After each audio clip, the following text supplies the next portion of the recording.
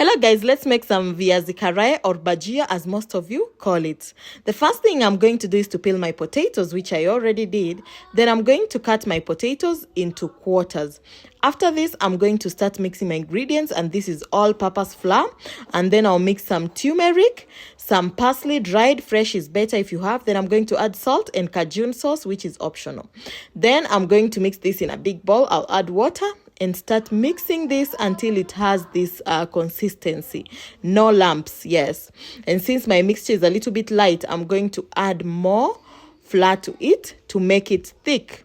At this point, I had boiled my potatoes for 5 minutes in hot water, so I'll remove them and now put them in this mix and mix them well.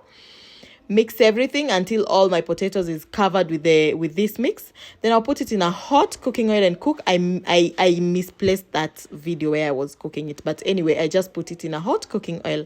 And I'm going to use my tamarind sauce. If you want to know how I make my tamarind sauce, check my videos.